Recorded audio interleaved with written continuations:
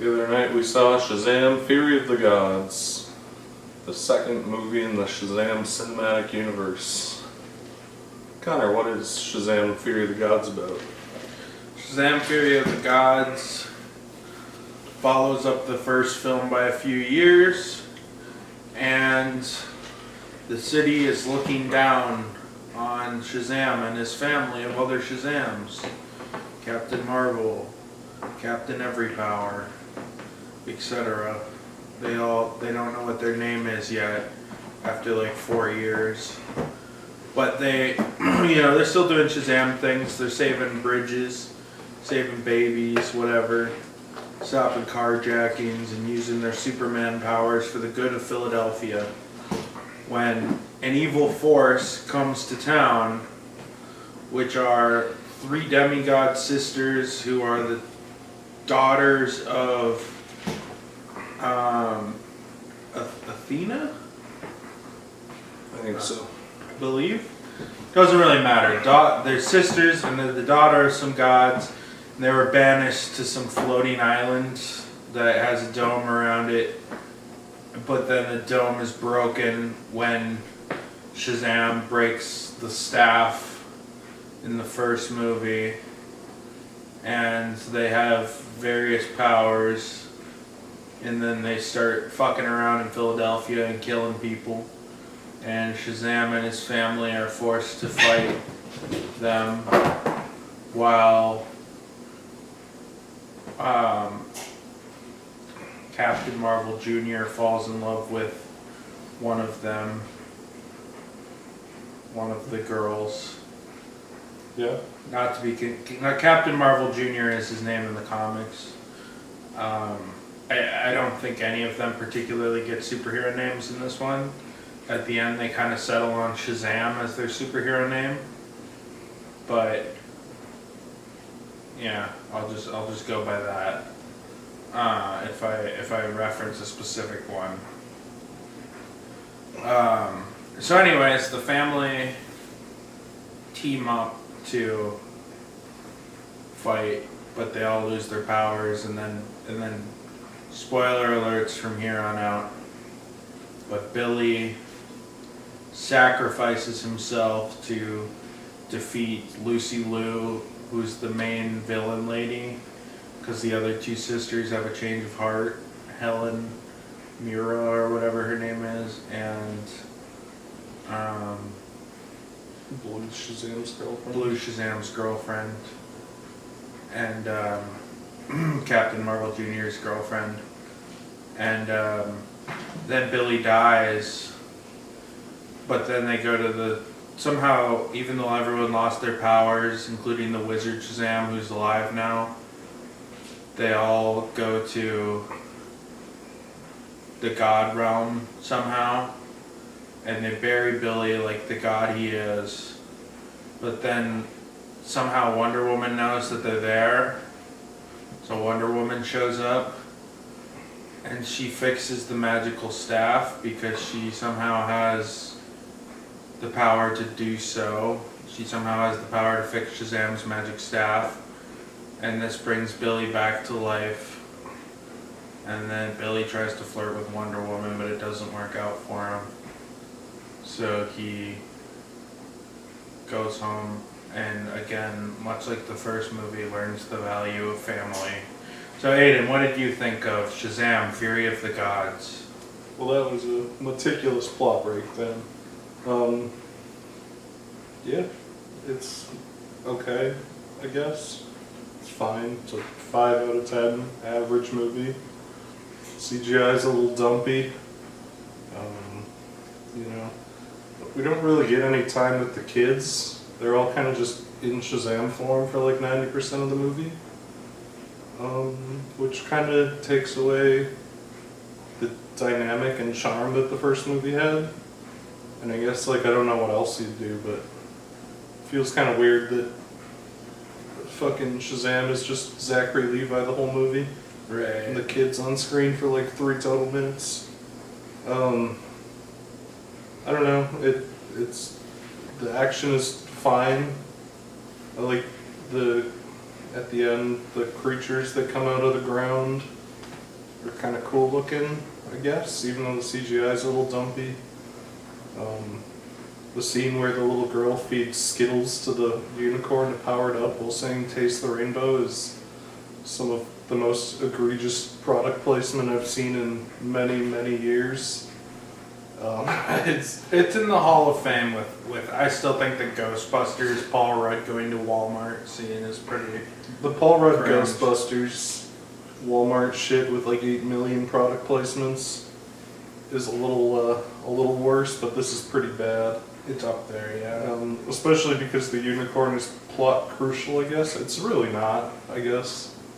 They use it to fight some like fucking monster thing, but if they just didn't, nothing really would have changed. But Right. you know, it's weird. You know, the Wonder Woman twist is stupid. I don't get it.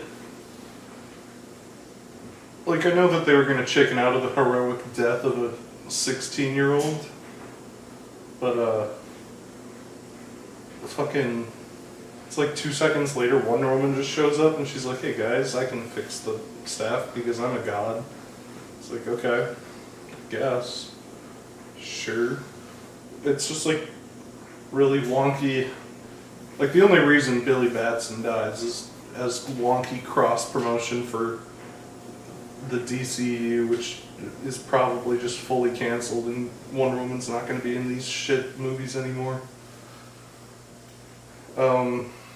Yeah, I don't know. The action's fine enough. The movie's not funny, but it's not annoying. I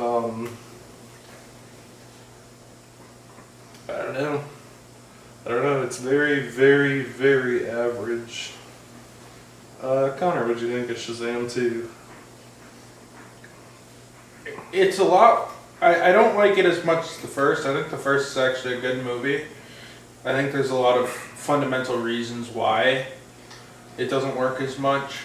First off, the Wonder Woman ass pull and the Skittles at product placement were groan-worthy eye roll moments.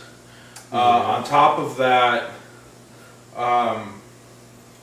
kind of going back to what you said, like with Shazam, with Billy being in Shazam mode most of the time, it somewhat works from a plot perspective. They kind of tried to explain it away at the end where they're like, "You just have to be you, Billy, and family is important."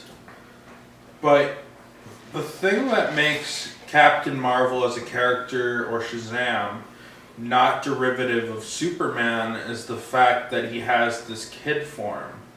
In fact, I think they won a court case against Superman because DC tried to sue before this was a DC property.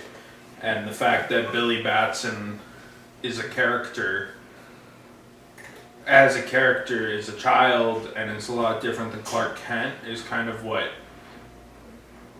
saved them. And I think that derivative nature, it's like, this could have been, you know, he's just kind of Superman the whole time. It's kind of lame. They didn't know what to do with Billy or... They also, in the first movie, he actually kind of feels like a kid in an adult's body. And for like 90% of this movie, he just kind of feels like a fucking, like, weird, creepy guy. Where he's just like fucking... Right. He's like a smug asshole the whole time, and he's just kind of a dick.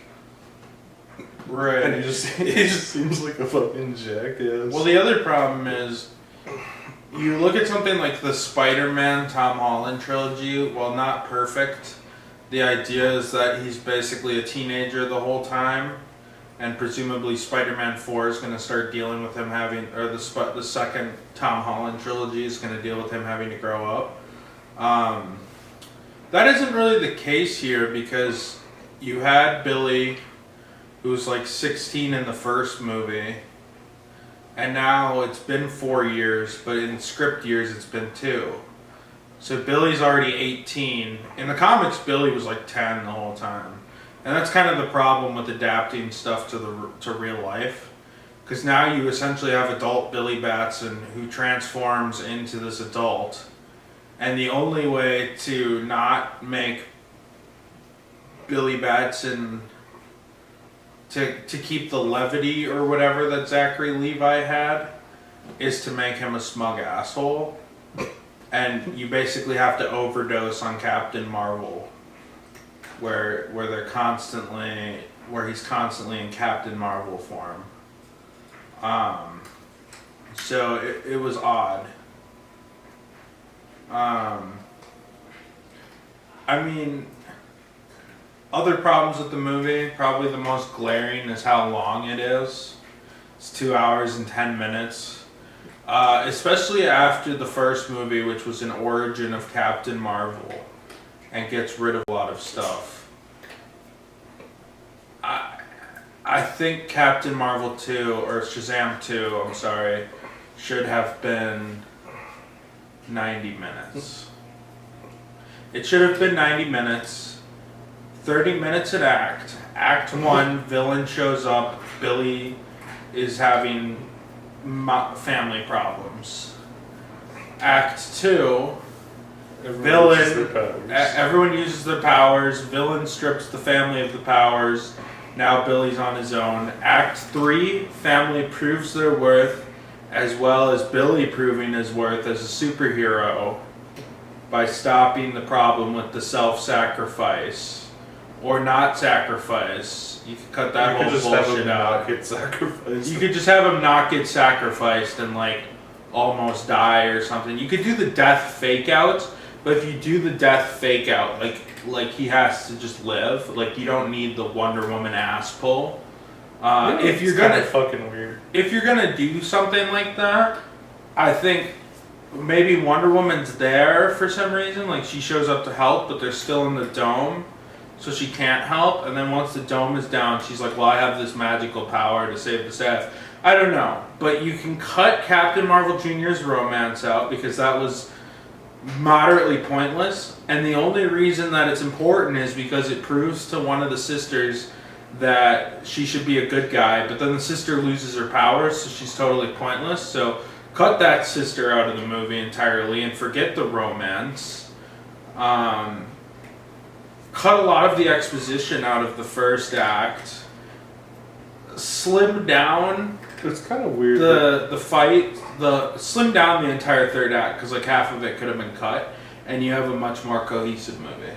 It's kind of weird that at the start, like the first like 20 minutes is about how Billy can't get them to work as a team anymore, and then in the end he just fights the guy alone.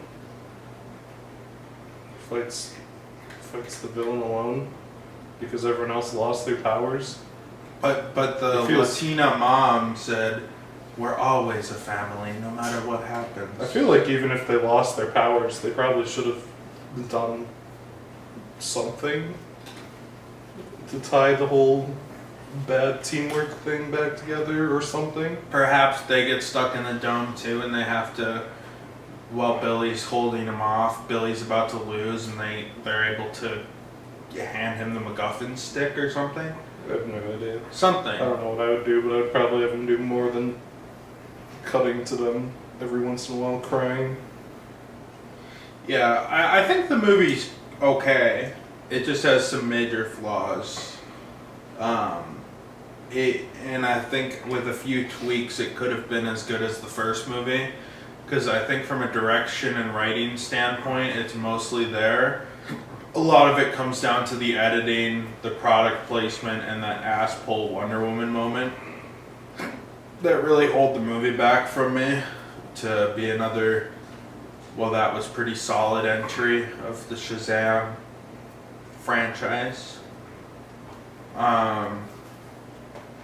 So yeah, those are my thoughts on Shazam. Hayden, would you recommend Shazam? I don't know. It's perfectly average.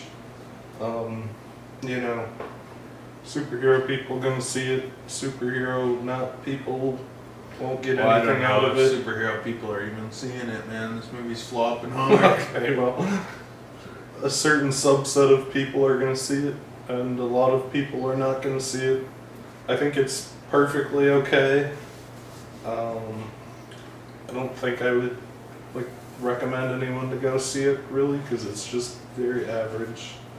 Connor, Would you recommend Shazam: Fury of the Gods? I'm gonna go with no. I mean, I think superhero fatigue is on full blast, Oh, and fatigue. I'm mighty fatigued. And if I didn't get to see the movie for free, I probably wouldn't have even bothered. Yeah. I would say, honestly, I mean, Ant-Man was just shit. That's why I didn't like it. This isn't shit. But, especially if you're starting to feel superhero fatigue, this movie's not going to help. You know? Save your superhero viewing experiences for more worthwhile movies. Watch this for free on HBO Max in 2.5 months when you're hungover.